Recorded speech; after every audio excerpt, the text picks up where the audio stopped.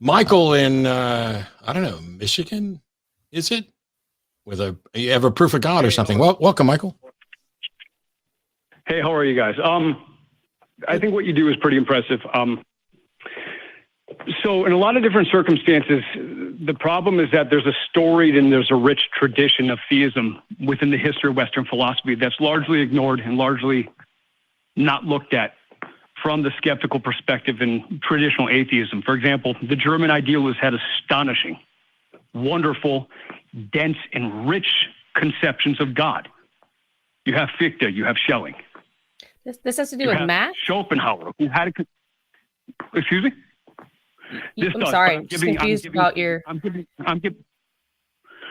giving some pretext to the conversation. Oh, we know how Matt loves pretext. No. And by the way, Michael, I have no problem with you addressing this. I just want to say that, I've heard this sort of thing from other people, and I don't mean to be insulting or dismissive, but looking back at 18th century theistic philosophers like Fichte, whose name I'm never going to pronounce properly because my German sucks. Sure. But Fichte. Sure. I don't find it to be I don't think that a robust God concept is relevant or impressive at all. What I care about is evidence for the proposition. And even with someone like Fichte, who is kind of cribbing a little bit from Kant and kind of spinning off of that. Sure, right. When you start doing that, it's like they're looking, like even Fichte thinks that even his mathematical things where he's trying to show the structure and order in the universe to get there, he doesn't view that as a true justification for God. He viewed it as a seed, a seed to be planted for God to grow. Right. So that there's something to that. So let's back up here for a split second. I'm a philosopher. We'll have. And I'm not. I'm a duffer. No. That's okay. I'm going to be down in Austin doing a lecture sometime in like maybe October. If you want, you and I could get together and we'll smoke some DMT together, and we'll see whether or not that changes your mind. Well, hang on. I guarantee on DMT. You think? I guarantee that will blow your mind. Hang on. I want to address this really quick. Michael, hang on. Sure. When you come down, message me. I'm happy to hang out. I'm not going to talk about whether or not you and I will do illegal drugs on this program or not. I can also say that I have zero interest. Now, don't get me wrong. I've done hallucinogenics before. I have no objection to drugs. I'd like to legalize almost everything. I don't think that DMT is a way to discover the truth. I'm convinced you can blow my mind and make me think of all kinds of things, but I don't think that is proof of a God. Hold on, homie. Look, I love you dearly. DMT is not. Trust me. When you take it and you find that you're seeing in the form of a sphere in every which direction possible, and you're seeing colors that your brain didn't even evolve to process, the argument gets real weird. Is DMT why you're convinced there's a God? No. I'm convinced for philosophical reasons that give me just cause and give me just cause to move to conclusions inferential. Let me go ahead and let me just give you some cool content. Hang on. Stick around together. Hang on. Sure. Would you also agree that a brain that's being altered by a chemical substance can produce all sorts of things, and that you cannot draw a connection between what you experienced while high and the truth? Absolutely not. And absolutely not. I would say that because here's where my worldview gets weird. I don't believe in the existence of brains. So that is a weird world. We're going to get into some real weird. Have you never seen a brain? Because I have. No. I understand, but I don't think. All right, my worldview is the weirdest worldview you'll probably ever stumble across. I'm an apocalyptic idealist. I tell you what, Michael. I'm going to shut up in just a second. I'm going to shut up and get you just a second and let you run off. But I'll tell you right now, you will never be the one who picks what drugs I take, ever. No. I get it. Okay, sorry. I'm a little excited about talking about you. But here's the thing. Let's start off with Kant so I can name the foundation so we can move to Fichte. Okay. So Kant made the observation that he said certain fundamental beliefs were actually essential in order for us to process empirical experience. And he said, we can't conceive of a dog independent of a priori concepts of space and time.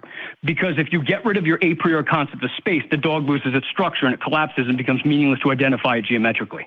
And then if you get rid of the actual a priori structure of time, the dog can't bark, the dog can't shit, the dog can't do anything which is pertinent to the behavior of dogs. So Kant made the observation that in order for us to process anything at all, in order for us to experience anything first, there needed to be some a priori structure preloaded into the psyche. Otherwise, we can't even break down or subdivide the phenomenological aurora of our psyches into units and components. Hey, now, you got like 1 more minute. Concept that once you Okay. So what this basically means is that outside of our mind, there can be no space and time. It collapses. And once you get outside of the mind,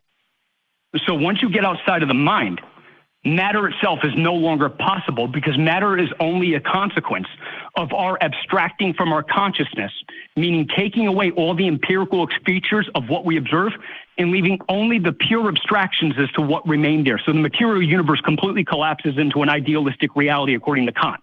Okay, so I'm going to pause you here. The existence of matter independent of consciousness. Yes. I'm going to pause you here because no. Now we're not getting into anything. I'm going to pause you here because I don't view space-time as an a priori, but an a posteriori thing. And I don't agree with your notion that there could be anything outside the mind if you believe in a mind without a brain, and that's a problem. So what we really need to do is not take this as a call that is going to confuse many people who have not dug into this, and I haven't dug into this as deeply as you have. I would rather that you email tv@atheist-community.org, as anybody else can, and you and I can have a discussion. Sure. Or when you come down for your lecture, let me know, and I will attend your lecture. But I'm not going to let you keep going. I will. It's just spouting off a whole bunch of Kantian stuff that I reject and don't have the time to teach everybody about. Fair enough. Okay. Fair enough. Could I make one sentence real quick? I'll give Fichte's argument then. I'll just cut the absolutely, and I greatly appreciate your acquiescence to this. So Go ahead.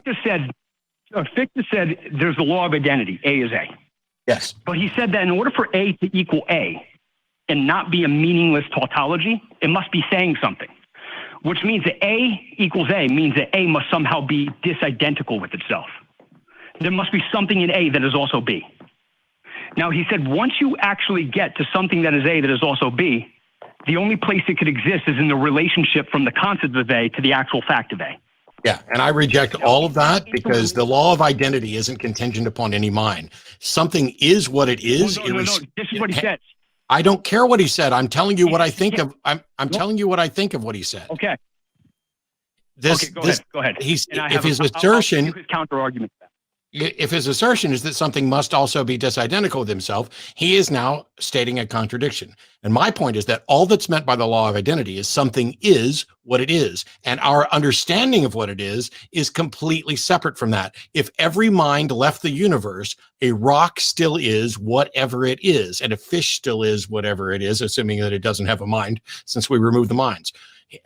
Fichte is confusing the map for the place when he tries to expand A equals A to A equals A and A equals something more than A. That is my response to Fichte. And if you want to go over it in October, we can do that. That's a straw man of his position. Here's his counter argument to that because he already has it prepared.